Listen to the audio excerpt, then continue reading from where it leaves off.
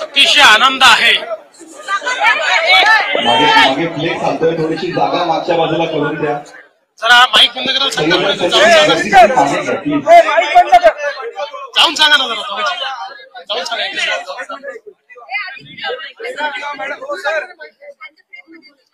मला अतिशय आनंद आहे की दिल्ली विधानसभेवर 27 वर्षानंतर भारतीय जनता पक्षाचा झेंडा रोवला गेला।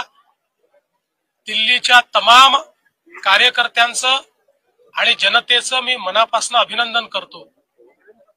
दिल्लीकरांनी हा विश्वास देशाचे प्रधानमंत्री माननीय नरेंद्र मोदीजींवर केलेला आहे आणि या विजयाने आम आदमी पार्टीचे नेते अरविंद केजरीवाल यांचा बुरखा फाटलेला आहे। सातत्याने खोटी आश्वासनं देऊन आणि लोकांना त्या ठिकाणी भटकवत ज्या प्रकारे त्यांनी राज्य केलं त्या परंपरेचा आज अंत झालेला आहे आणि खोटं राजकारण चालणार नाही हे दिल्लीच्या जनतेने दाखवून दिलेलं आहे। मला विश्वास आहे दिल्लीची जनता खरं म्हणजे लोकसभेत मोदीजींवरच विश्वास दाखवायची, पण विधानसभेमध्ये मात्र त्या ठिकाणी कुठेतरी आमची पिछेहाट झालेली आम्ही बघितली। मात्र आता एक प्रचंड मोठा विजय हा दिल्लीच्या जनतेने दिलेला आहे आणि निश्चितपणे हे विकासाला दिलेलं मत आहे, मोदीजींवरच्या विश्वासाला दिलेलं मत आहे आणि भारतीय जनता पार्टीचं सरकार हे दिल्लीमध्ये लोकांच्या आशा आकांक्षा आणि अपेक्षा निश्चितपणे पूर्ण करेल। आज मैं दिल्ली की जनता का और दिल्ली के भारतीय जनता पार्टी के तमाम कार्यकर्ताओं का बहुत अभिनंदन करना चाहता हूं, उनको बहुत बधाई देना चाहता हूं कि उन्होंने 27 साल बाद दिल्ली के विधानसभा पर भारतीय जनता पार्टी का परचम लहराया। ये विश्वास देश के प्रधानमंत्री माननीय नरेंद्र मोदी जी के ऊपर है, ये उनके कार्य के ऊपर है और एक प्रकार से दिल्ली की जनता ने आम आदमी पार्टी के नेता श्री अरविंद केजरीवाल जी इनका नकाब उतार दिया है। लगातार झूठ और फरेब की जो राजनीति उन्होंने की और जिस प्रकार से अन्ना हजारे जी का हाथ पकड़कर भ्रष्टाचार विरोधी आंदोलन के माध्यम से अपनी राजनीति को शुरू करते हुए वे भ्रष्टाचार के आइकॉन बने, मुझे लगता है उसका जवाब दिल्ली की जनता ने दिया है। भारतीय जनता पार्टी पर ये जो विश्वास दिल्ली की जनता ने दिखाया है, मेरा मानना है आने वाले दिनों में दिल्ली वासियों के जीवन में बीजेपी परिवर्तन लाएगी। काँग्रेसनं खातं सुद्धा खोललेलं एकत्रित मेळावा घेतलेला होता, त्याचा या निकालावर किती परिणाम झाला असं आहे की माझ्या प्रचाराचा वगैरे परिणाम याच्यावर नाही। लोकांनी मोदीजींना साथ द्यायचं ठरवलं होतं।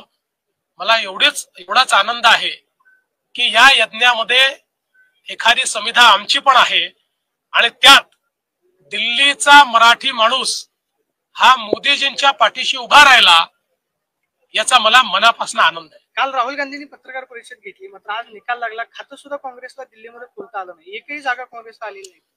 मी कालच प्रतिक्रिया दिली होती, राहुल गांधींची कव्हर फायरिंग आहे, त्यांना हे लक्षात आलेलं आहे की दिल्लीमध्ये त्यांना काही मिळणार नाही, त्यामुळे आधीच राहुल गांधींनी हारल्यानंतर काय त्या ठिकाणी बहाणे सांगायचे याची तयारी काल करून ठेवली। राष्ट्रवादीचे डिपॉझिट 27 जागांवरती जप्त झाले, महाराष्ट्रातले तुमचे मित्रपक्ष दिल्लीत मात्र त्यांना फार काही यश येताना त्यांनी प्रयत्न केला, प्रयत्न करणे काही वाईट नसतं। काल अजित पवार पुण्यामध्ये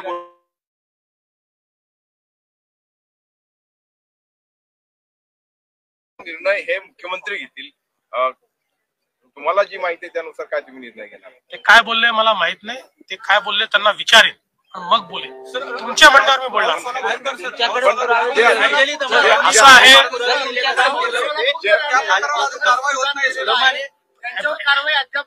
असं आहे की पहिल्यांदा तर एक गोष्ट सगळ्यांनी लक्षात ठेवली पाहिजे की छत्रपती शिवरायांच्या इतिहासावर बोलत असताना जनभावनेचा विचार करूनच आपण बोललं पाहिजे. त्यामुळे लोकांची भावना दुखावेल अशा प्रकारच्या इतिहासाचं वर्णन किंवा इतिहासाचं विकृतीकरण हे कोणाच्याच हाताने होऊ नये. या संदर्भात त्यांनी माफी देखील मागितलेली आहे आणि त्या संदर्भात जी काही योग्य कारवाई आहे ती कारवाई होईल.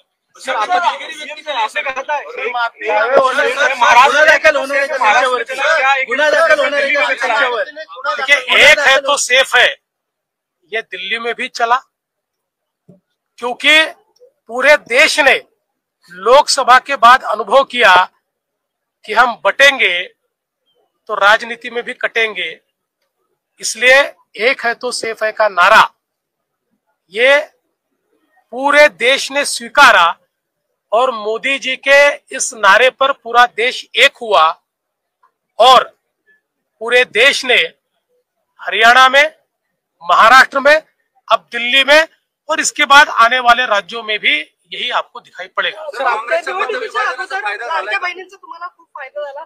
त्यानंतर तुम्ही आता लाडक्या बहिणींचे जे आहे ते मागे घेत आहेत. त्यातल्या लाडक्या बहिणींना पैसे परत द्यावे लागतात. त्यावरती काय?